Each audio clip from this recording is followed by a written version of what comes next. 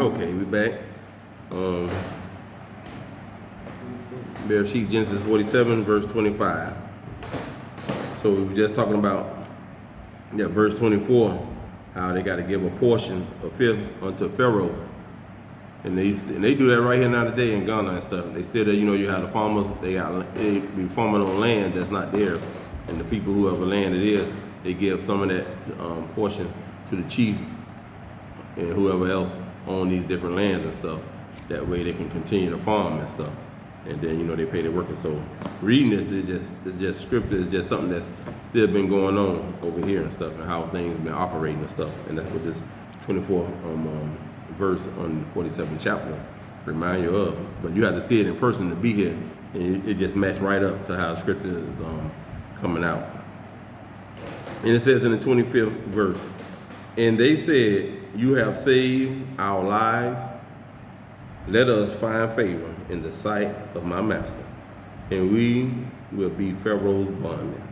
So they say, hey, okay, great deal. We don't mind. As long as we surviving, we alive, and we got a chance to continue living, done deal. We'll do it. See, these are the times you don't let pride get in your way and stuff. It says in the 26th verse, and Joseph made it a statute concerning the land of Mitzrayim, of Egypt, unto this day, that Pharaoh should have the fifth. Only the land of the Kohanim alone became not Pharaoh's. So, just like with the Hebrew Israelites today, and how it was set up, what was given to the priest stayed with the priest. And so all the tribe of Israel gave the priest a portion of land because they didn't have no inheritance. So that became theirs and stuff. So that one was never touched. 27th verse. And Israel dwelt in the land of Egypt, in the land of Goshen, and they got them possession therein, and were fruitful and multiplied exceedingly. So Israel multiplied exceedingly. They start outnumbering the Egyptians and stuff, and it scared them. It says, and the time drew near that Israel must die. And he called his sons, Joseph, and said unto him, if now I have found favor in your sight, put, I pray you, your hand under my thigh, and deal kindly and truly with me. Bury me not, I pray you, in Egypt. He said, hey, don't bury me in this place. I don't want to be buried here. It's that time. Take me where I need to go. Take me back to the land where we got over there and stuff, and bury me there. He says, in the 31st verse, he says, and he said, swear unto me. So you see, he had to make that move, put his hand under his thigh, and he told him, say, hey, let's do this. He said, swear unto me, and he swore unto him. And Israel bowed down upon the head of his staff. Going over to the 48th chapter. He said, and it came to pass, after these things, that one said to Joseph, behold, your father is sick, and he took him his two sons, Manasseh and Ephraim. And one told Jacob and said, behold, your son Joseph comes unto you. And Israel strengthened himself and sat up upon the bed. And Jacob said unto Joseph, El Shaddai, that means Most High. That's what they was calling him, all the way up to when Musha came along and asked him what was his name. But they from Adam all up to that's what they was calling him, El Shaddai, which means Most High. El Shaddai appeared unto me at Luz in the land of Canaan, and blessed me, and said unto me, behold, I will make you fruitful and multiply you, and I will make of you a company of peoples, and will give this land to your seed after you for an everlasting possession. And now your two sons, who were born unto you in the land of Egypt, before I came unto you into Egypt, are mine, Ephraim and Manasseh, even as Reuben and Simeon shall be mine. And your issue that you begot after them shall be yours. They shall be called after the name of their brothers in their inheritance. And as for me, when I came from Padan, Rachel died unto me in the land of Canaan, in the way, when there was still some way to come unto Ephrat. And I buried her there in the way of Ephrat.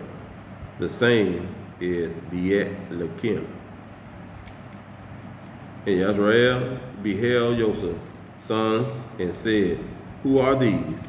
And Joseph said unto his father, They are my sons, whom Elohim has given me here. And he said, Bring them, I pray you, unto me, and I will bless them. See, and that's the power that we have, to be able to bless. Our people, yeah, oh yeah. And it says, Now the eyes of Israel were dim for age, so that he could not see. And he brought them near unto him, and he kissed them, embraced them.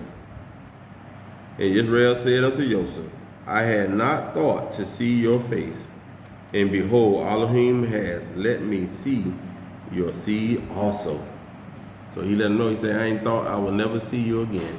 Because, he thought he was dead and gone and stuff. But not only I get to see your face, but even my grandchildren. He says, and Joseph brought them out from between his knees, and he fell down on his face to the earth. And see, that's showing respect and homage. Well, some still do that here and stuff. When they get down, they, appreciation of you, and they get down on their knees and stuff. And it says, and Joseph took them both, Ephraim in his right hand toward Israel, left hand, and Manasseh in his left hand toward Israel, right hand, and brought them near unto him. And Israel stretched out his right hand and laid it upon Ephraim's head. Now Ephraim is the younger brother to Manasseh. Now check it out. See, because they know how the order goes. It always normally be the older son. But sometimes it don't be that because of whatever situation it may be that you will see, or either that older brother hadn't did something, so he lose that. Yeah, so he lose that. And just like Cain and Esau, now when they do something out of order, they lose that firstborn blessing. So it says Ephraim head, and it says, who was the younger, and he lifted his left hand upon Manasseh's head, guiding his hand wittily. For Manasseh was the firstborn, and he blessed Joseph and said, the Elohim before whom my father Abraham and Yitzchak did walk, the Elohim who has been my shepherd all my life, long until this day, the Malachim, the angel, who has redeemed me from all evil, bless the lads, and let my name be named in them, in the name of my father Abraham and Yitzchak, and let them grow into a multitude in the midst of the earth. See, that's the blessing he's putting on them. And he says, and when Joseph saw that his father was laying his right hand upon the head of Ephraim, it displeased him. He was upset about that because he knew, like, hey, what he doing? He ain't the oldest. But it said here he didn't know him. Huh? Here in the scripture he said that the father didn't know him what he was doing. So He didn't what? the father did it knowingly. He did it on purpose. Purpose, yeah. He knew he was doing, yeah. Yeah, Joseph didn't, he didn't understand it. Why it was going, but because he knew what the tradition really normally was and stuff. That's why he was like, hey, what my dad doing? So it says this pleased him. And he held up his father's hand to remove it from Ephraim head unto Manasseh head. He stepped in, like, oh no, Dad can't see good. Let me move his hand over here. And Joseph said unto his father, not so, my father, for this is the firstborn. Put your right hand upon his head. And his father refused and said, I know it. He said, I know it. I know that's the firstborn over there. It, my son, I know it. He also shall become a people. He said, the firstborn gonna become a people, and he also shall be great. Howbeit, his younger brother shall be greater than he. And that's even to this day. Both of those tribes don't get along even to this day. Yeah. And it says, and his seed shall become a multitude of nations. See, it said his seed shall become a multitude of nations. So that means they were dealing with mixing and mingling with other people. Yeah, they said the Gentile nation. They were mixing, with other people and stuff. That's why you get them other nations. They're not a part of us, but they become other nations. See, that's what people have to listen to that term when they say other nations. So it ain't guaranteed because you're a Hebrew man, an Israelite man, and you go lay with another nation that child automatic becomes an Israelite. Yeah, because when you read in Apocrypha, it talks about it when they came back out of captivity and they had married these, as the scripture says, strange women. In other words, they wasn't Israelite women. They married these strange women and they had these children. And it was time for them to rebuild the temple and stuff when they came out of captivity. But the prophet came to them and told them, no, you can't do this because y'all still got some little specks and spots and wrinkles within y'all. And he told them, say, these strange women y'all married, you got to let them go. And the children. So they had to cut them loose.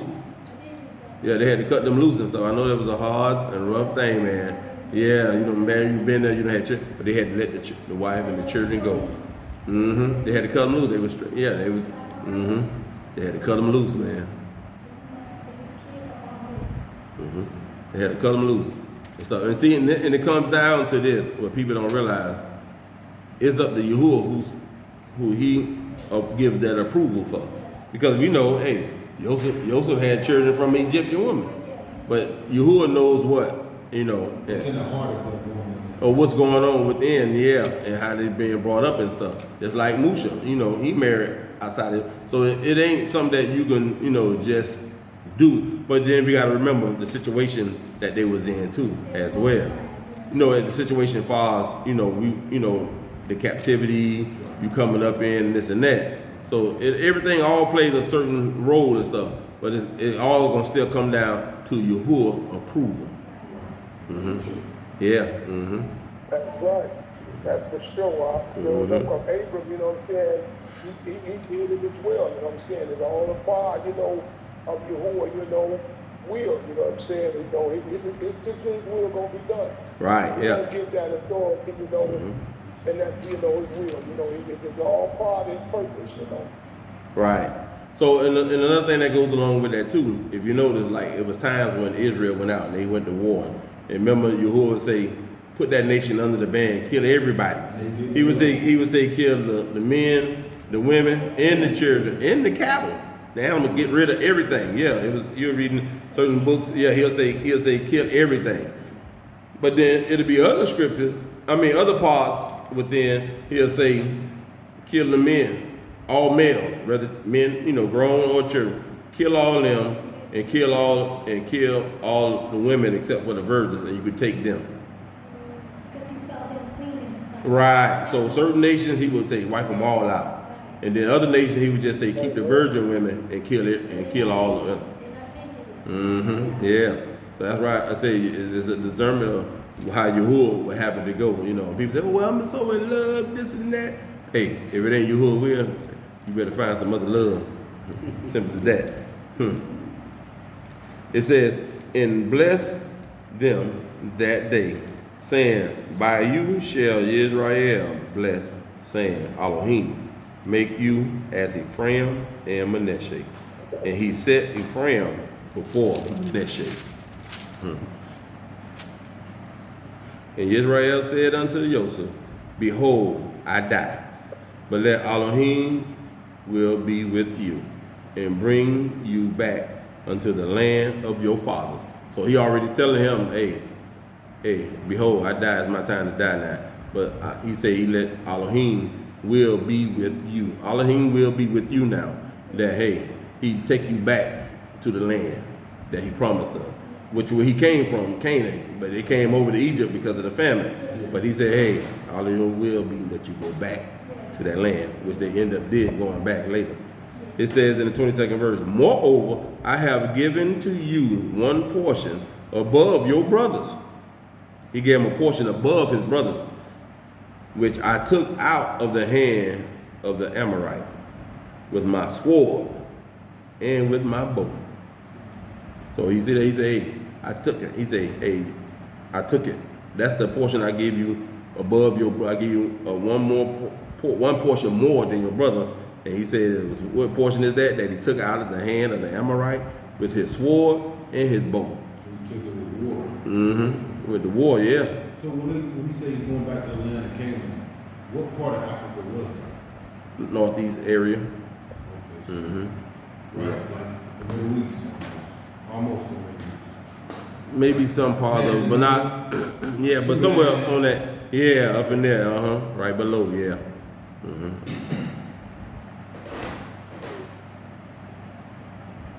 Chapter 49.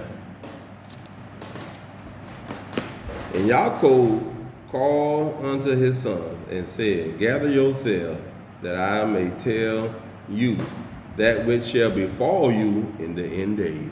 So now he's going to prophesy to his sons. He's going to tell them, he's going to break it down to them. He's going to tell them what they, the attributes of themselves and stuff and everything. Remember how I was telling you, your name is your character. Right. So he's going to let them know. And this is the prophecy that we still hold today to recognize who they are today. Yeah, but it's hard to see that now in people. So here it is. He says, assemble yourselves and hear, you sons of Yaakov, and hearken unto Israel, your father. Reuben, you are my firstborn, my might, and the first fruit of my strength. The excellency of dignity and the excellency of power. See, he tell him, giving him his props. But guess what? Unstable as water. Hey, he boosting them up, got them all straight. Hey, you my firstborn, you my might, you the first fruit of my strength. Excellent, you excellence. You got excellence of dignity, and you excellent of power. But guess what? That's your good. That's your pros. Now I'm gonna tell you your cons. Your con, unstable as water. Ain't that stuff? Yes. He say, have not your excellency, because you went up to your father's bed, then defiled you it. He went up to my couch. He defiled his father's bed because he slept with one of his concubines. Yeah. That was a no-no, yeah. Yep, that's why he lost his first right as firstborn. And even to this day, the tribe of Reuben is still suffering, and they are like in a position that couldn't even come close to their brothers as far as prosperity. They all, that part right there, because that's why, for the most part, we don't know who the other tribe, because I hope we're not going by that list that got put. It's a list. If you're going by that list, throw that list out your mind. That was something that dude just made up. If you talking about that 12 tribe list, oh yeah, throw that out your head. We'll talk about that later. Huh? Oh yeah, when he told him not to do that, yeah, he tried to protect it. And just so I'm clear, you don't feel like the tribe of Reuben is the Australians, the native Australians? No, we're gonna talk about it. I'm gonna break it down to you. Yeah, and I'm gonna tell you why. So we see that he told him, hey, what it was, what time it was, and what happened. Shimeon and Levi, our brothers. If you remember the story, what happened with them two, our brothers, they say what? Weapons of violence, their kinship. They ain't playing the radio with you. Them the two that went when their sister got raped. Killed the whole tribe. They wasn't playing. So those the two gangster brothers there. Hey, you ain't gonna do that to our sister and think you gonna get away with it. It petrified their father and stuff. Like, oh man, you gonna get us killed. And hey, they wasn't thinking about that. 2 of them can do that to a whole tribe. You think all 12 of them? Yeah, but the father was scared because he up in the age and this and that. He ain't want no problem. But they said, nah, this ain't happening. You done did this to our sister. You supposed to die. Hey, and Yahuwah made it possible for them to be able to do that. Because you already know that was wrong. You raping somebody? Sure. Because if it was amongst the Israelites did it, you'd have got stoned to death. Yeah. Well, they said they got them good. They set them up good. Oh, you okay? You want to be my sister? Okay, this is how you got to do it. Go ahead, circumcise. Oh, it ain't going to be no good.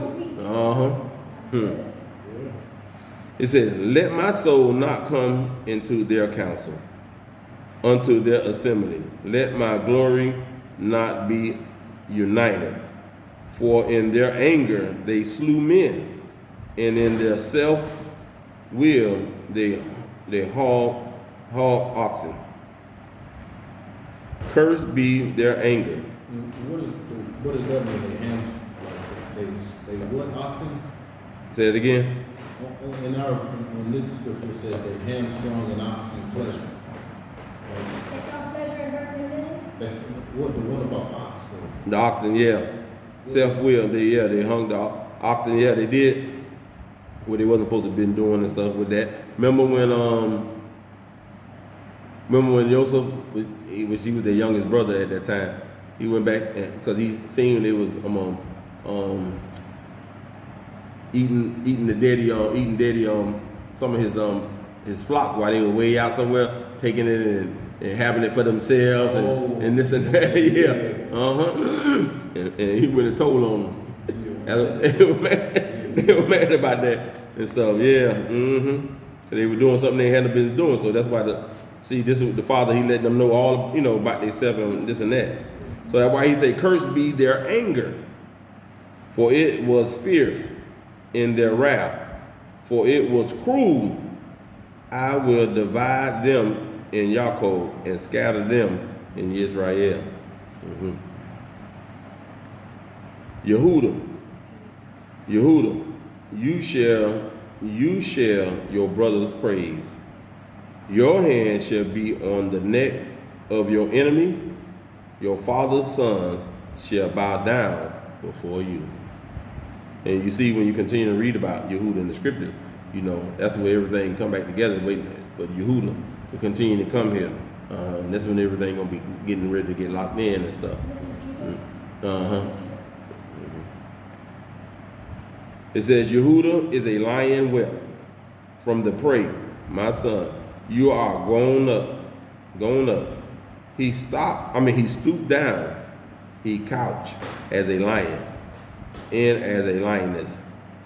Who shall rouse him up? Who shall rouse him up? In other words, we laid back and peaceful. But then when people get us wrong, then that's when the start going cranking up. Yeah, you think about all the riots we used to have going on and this and that, but we chilling. But as long as you ain't messing with us, we all right. But when you start, when they say poking that bear, that lion, okay. Stepping on the lion's tail. 10, it say the scepter shall not depart from Yehuda, nor the ruler's staff from between his feet, until Shiloh comes, until Yahusha comes, until the Most High comes, until you, yeah. It says, and unto him shall be the obedience of the people's be, binding his foal unto the vine, and his donkey coat unto the choice vine. He washes his garments in wine, and his vesture in the blood of grapes. His eyes shall be red with wine, his teeth white with milk. Already giving you a description of the Messiah. It says, Zebulun shall dwell at the shore of the sea, and he shall be a shore for ships. Zebulun. And his flank shall be upon Zion. So you see that where he at? He the one with the ships and the boats and everything. That's Zebulun, that tribe. Yeah, they was able to handle those ships. So Issachar is a large bone donkey, couching down between the sheepfold, for he saw a resting place that was good in the land, that it was pleasant, and he bowed his shoulder to bear, and became a servant under task work. Dan shall judge his people as one of the tribe of Israel. Dan shall be a serpent in the way, an honored snake in the path, that bites the horse's heel, so that his rider shall fall backward. Dan, I mean, slick joker. So I wait for your salvation, O Yahuwah. On my Dan. Now Gad, a troop shall troop upon him, but he shall troop upon their hill. So he let you know, hey, you ain't just gonna push. He gonna be pushed back. He said a troop gonna troop upon him, but he said they're gonna troop upon that troop. It says, as for Asher, his bread shall be fat, and he shall yield royal dainties. See, Asher was his name. That's my grandson name. One of my grandsons named Asher, and Asher means happy. Yeah. So you look at what it says. Say, for Asher, his bread shall be fat. He shall yield royal dainties. Naphtali is a hen let loose. He gives goodly words. Joseph is a fruitful vine by a fountain. Its branches run over the wall. The archers have dealt bitterly with him, and shoot at him, and hated him. But his bow abode firm, and the arms of his hand were made supple by the hands of the mighty one of Jacob. From the shepherd, the stone of Israel, even by El of your father, who shall help you, and by Shaddai, who shall bless you. With blessings of the Shamayim, the heaven above, blessings of the deep, the couches beneath, blessings of the breast and of the womb. The blessings of your father are mighty beyond the blessings of my progenitors, unto the utmost bound of the everlasting hills. They shall be on the head of Joseph, and on the crown of the head of the prince among his brothers. Yeah, he got a lofty one there.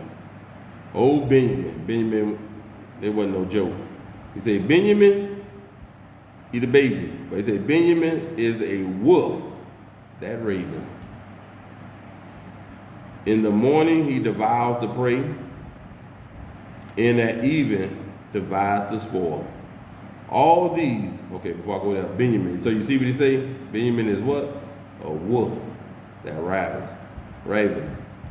And thou and morning devours his prey.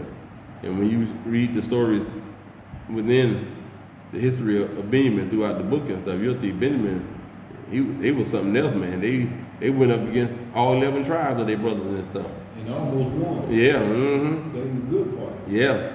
Yeah, it was crazy, man. But they were wild. They were wild. What they did, you know. Yeah, their position was how they did the people. Yeah, very dishonorable and stuff. Yeah. So yeah, man, it was crazy.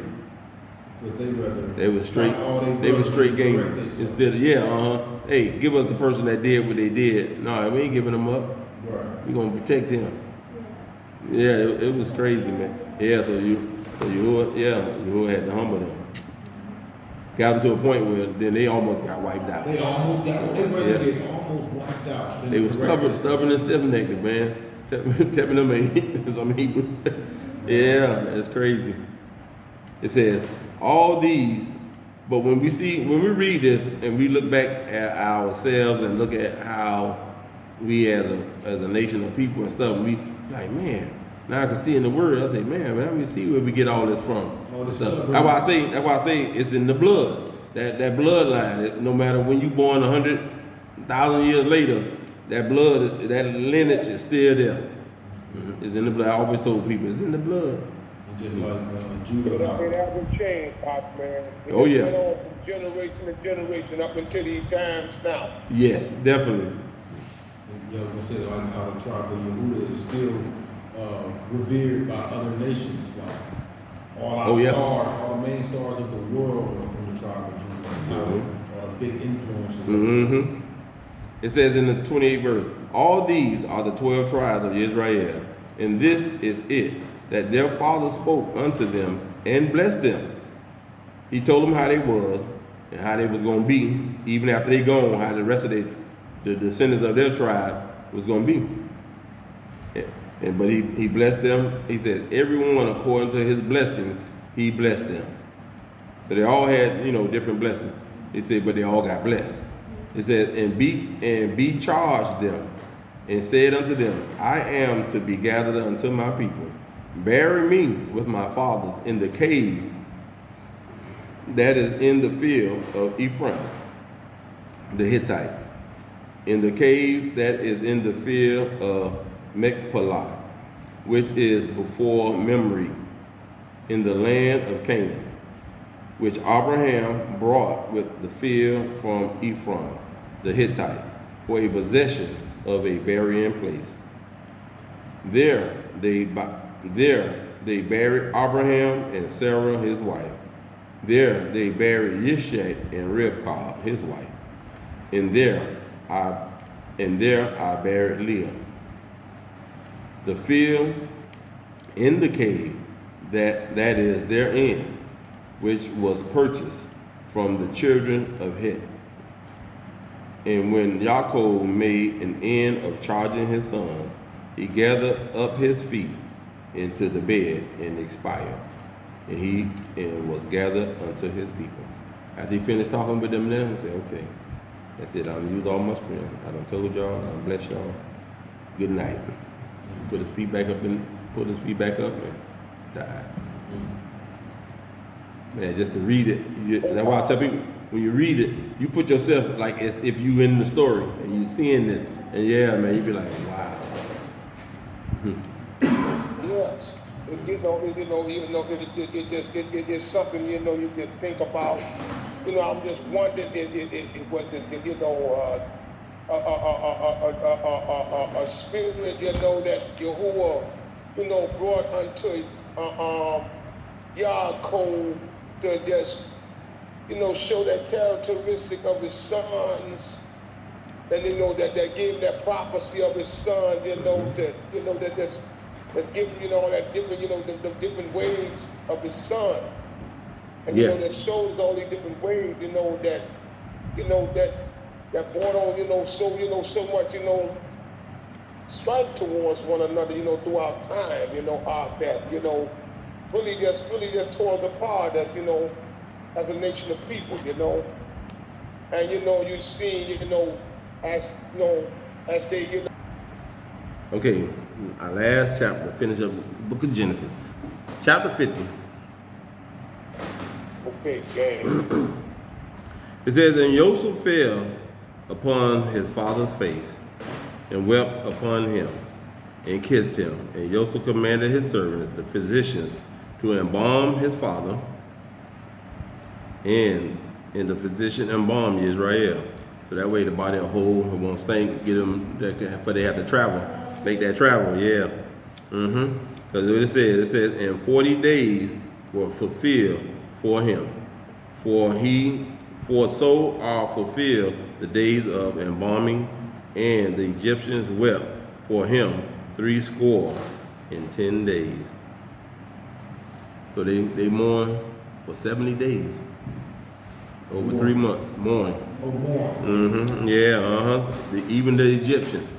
That's how well known it was and respectful. Yeah. Yeah. See, today in today's society, you working. Okay, we give you 3 days of funeral time. Get back to work. It take more than that for people to recuperate. But this society, that's how they do you and stuff. They ain't got no regard, this and that.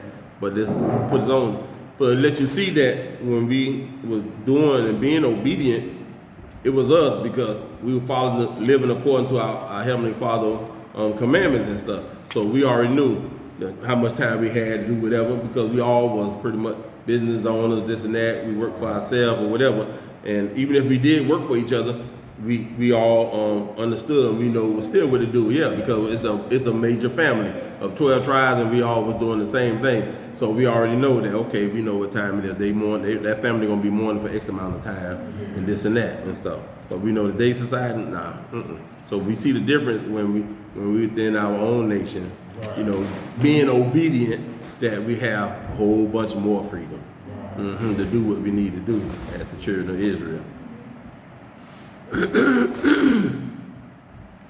It says in the 4th verse, and when the days of weeping, mourning, weeping, say weeping, from him were past, Joseph spoke unto the house of Pharaoh, saying, if now I have found favor in your eyes, speak, I pray you, in the ears of Pharaoh, saying, my father made me swear, saying, behold, I die, in my grave,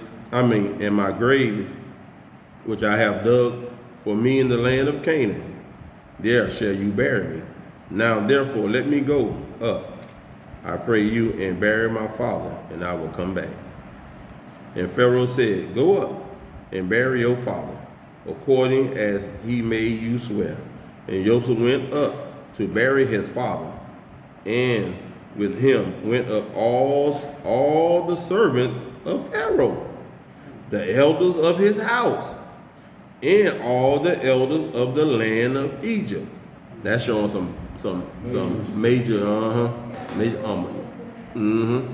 That's why even the words say give honor where honor is due. It ain't say if they got to be a Hebrew or a Gentile or whatever. You just say give honor where it's due, where honor is due. Just because you Israelite doesn't mean you deserve that honor. There you go, right there, that part. One person, no matter who you are. That's it right there. It says in the 9th verse, and there went up him both chariots. Back to the 8th verse. And all the house of Joseph and his brothers and his father's house, only their little ones and their flocks and their herds they left in the land of Goshen. So the little ones and the flocks, they stayed back. They had people watch over them. But you see that the elders from Pharaoh, he much came to show that much respect with the Israelites and stuff. 9th verse. And there went up with him both chariots and horsemen, and it was a very great company. A very great company. So you talking about all the most prestigious men in the world. Yeah. The world. Yeah. And you talking about probably tens of thousands of people because they said it was great. Oh, I see what you Yeah. Great, man. That's already in the Bible. It says, and they came to the threshing floor of Atad, which is beyond the Jordan. And there they wailed with a very great and sore wailing. And he made a mourning for his father 7 days. And when the inhabitants of the land, the Canaanite, saw the mourning in the floor of Atad, they said, this is a grievous mourning to the Egyptians. See, they thought it was the Egyptians. They didn't realize it was the Hebrews because of their attire, what they was wearing at the time. Wherefore, the name of it was called Abel Mizraim, which is beyond the Jordan. And his sons did unto him according as he commanded them. For his sons carried him into the land of Canaan, and he buried him in the cave of the field of Machpelah, which Abraham bought with the field for a possession of a burying place. Ephraim the Hittite in front of Mamre, and Joseph returned into Egypt, he and his brothers, and all that went up with him to bury his father, after he had buried his father. And when Joseph's brothers saw that their father was dead, they said, "It may be that Joseph will hate us." So they were still thinking, hey, that thing was still in their head about what they did and stuff. They couldn't even forget themselves. It says, "And will fully requite us as the evil which we did unto him." And they sent a message unto Joseph, saying, "Your father did command before he died, saying, so shall you say unto Joseph, Forgive, I pray you now, the transgression of your brothers in their sin, for they did unto you evil. And now we pray you, forgive the transgression of the servants of the Elohim of your father." And Joseph wept when they spoke unto him. And his brothers also went and fell down before his face. And they said, "Behold, we are your bondmen." They surrendered themselves to be his servant. But he had told them a while, but in their mind, they still tripping. He also said unto them, "Fear not, for I am in the place of Elohim. And as for you, you meant evil against me, but Elohim meant it for good, to bring to pass as it is this day, to save much people lives." So what you thought that you were doing evil was all a part of Yahuwah plan in order to save your lives and everybody else's lives. It had to be done. Let's see, Joseph understood that, so he said, "Hey, ain't no big deal." Yeah. Like I told y'all before, I tell y'all, forgive y'all, hey, it is what it is. I know how it turned out. It's supposed to be. Yeah, more wisdom. Yeah. Yeah, they felt bad. Eat good food because of what they did to him. All those years after they did that, they didn't have any delicacies. They really felt bad. Yeah. That's a sincere repentance and asking for forgiveness what they did. They knew they hurt their dad, their brother, so all of them came to agreement not to eat anything that made them find pleasure. There you go. That was beautiful. Yeah, that was a beautiful thing. Yes. Because food is like the most precious thing. Yes. And it says, now, 21st verse, "Now, therefore, fear you not. I will sustain you and your little ones." And we comforted them and spoke kindly unto them. And Joseph dwelt in Egypt, he and his father's house, and Joseph lived 110 years. And Joseph saw Ephraim's children in the third generation. Wow, he got to see his children all the way to the third generation. Sons, his great-grandson. His great, he got to see them. It says, "The children also of Machir, the son of Manasseh, were born upon Joseph's knees. And Joseph said unto his brothers, I die, but Elohim will surely remember you, and bring you up out of this land, unto the land which he swore to Abraham, to Yitzchak and Yaakov. And Joseph took an oath of the children of Israel, saying, Elohim will surely remember you, and you shall carry up my bones from hence." Hey, when it's time for me to go, hey, take my bones to the land. Bury me in the cave with the ancestors. So Joseph died, being 110 years old, and they embalmed him, and he was put in a coffin in Egypt. So he said, "Hey, when y'all do go, we out of here. Make sure you get my bones and let's ride out."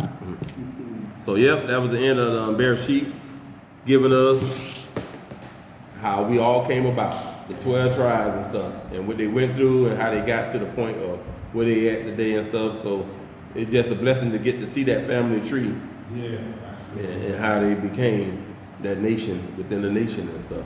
And how they continue to grow and the things that they went through. So we get to learn from, what they went through and stuff. Because people, will read stuff and say, oh man, I would have did that, this and that. Say, you don't know what you would have did because you wasn't there. It's easy to say that now because we're reading it. So it helps us out better. But for them, it was fresh. So when something fresh to you, you bound to make bad decisions, mistakes, or whatever and stuff. But I just thank you that we were born in a time that, okay, I can read and learn from other people's mistakes.